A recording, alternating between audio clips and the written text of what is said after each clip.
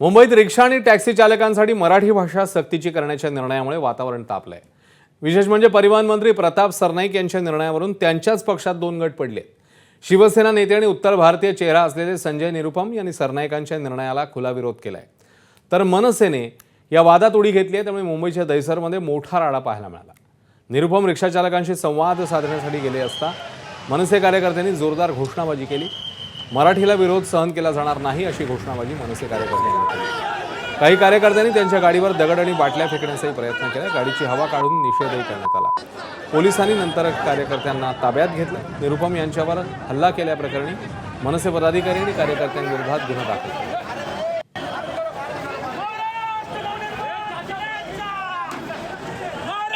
तो गाड़ी की हवा काट दी गई तो मैं यहाँ रुकूंगा, बैठूंगा 2 दिन। मुझे क्या तकलीफ है? अबे पुलिस वालों से पूछिए। गाडीची हवा पण भरण्यात येते। महाराष्ट्राच्या गाडीची हवा करण्यात आलेली आहे। गाडीची हवा निकाले। मेरी गाड़ी कौन सी है पता है आपको? जबरदस्ती बोले जा रहे जरा है ना, जरा संभालू नहीं आना तुम्हें। भाई ये तो अपनी राजनीति चमकाने के लिए लोग आए हुए हैं, क्योंकि जो मुद्दा है उस मुद्दे पर शिवसेना की जो भूमिका वही भूमिका इनकी भी है। मराठी भाषा का सम्मान होना चाहिए। हम भी बोल रहे हैं, वो भी बोल रहे हैं, विरोध नहीं है। दरम्यान मराठीचा आदर करतो, मात्र मनसेची दादागिरी सहन करणार नाही असं परप्रांतीय रिक्षा चालक म्हणतात। तर इतकी वर्ष मुंबईत राहता अजून मराठी कसं येत नाही असा सवाल मग मनसैनिकांनी केला। मराठी आलेली पाहिजे ही आमची पण मांग आहे। मराठी आमच्या सर्वांचा अधिकार आहे, पण हा गुंडागर्दी नाही चालेल।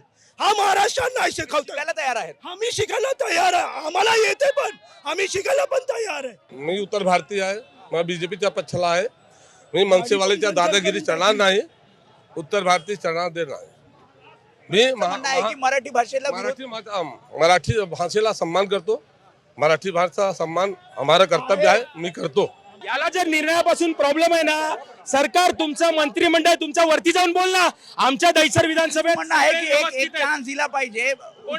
उत्तर 15 वर्षापेक्षा जास्त मराठी राहतात नाही, तर उत्तर भारतीय एवढे वर्ष त्यांना मराठी भाषा येऊ शकत नाही का? निरुपम 20 कालवाला आला, 20 कालवाला निरुपम आला आहे। आमच्या 20 कालवाला आला 25 वर्षाचे लोक रिक्षा चालवतात, त्यांना येत नाही का?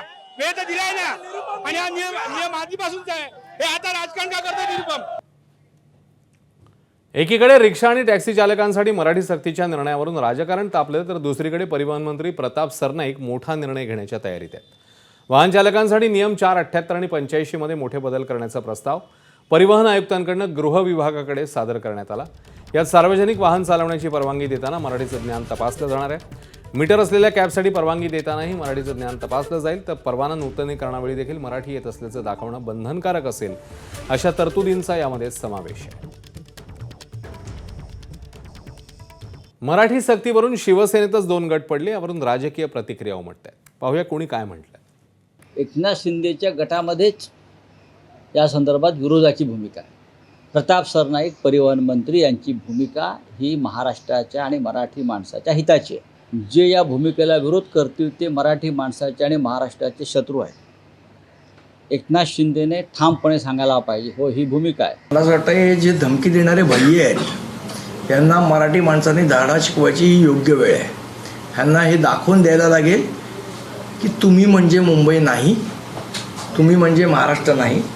इथे राहणारा मराठी माणूस म्हणजेच मुंबई, आणि इथे राहणारा मराठी माणूस म्हणजेच महाराष्ट्र, आणि महाराष्ट्र आणि मुंबई यांना वेठीच कोणीही बाहेरचा भैया धरू शकत नाही। त्यांच्या जो ऑटो चालक आहे त्यांच्यामध्ये एक भीती निर्माण झालेला आहे। यामुळे मी परिवहन मंत्री साहेबांना प्रताप सरनाईकजींना एक पत्र पाठवलं आणि त्यांच्याशी बोललो पण, आणि सांगितलं त्यांना की असा तुम्ही एक सक्ती लादू नका।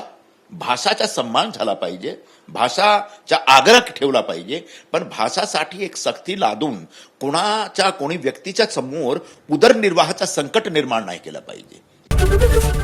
एबीपी माझा, उघडा डोळे बघा नीट।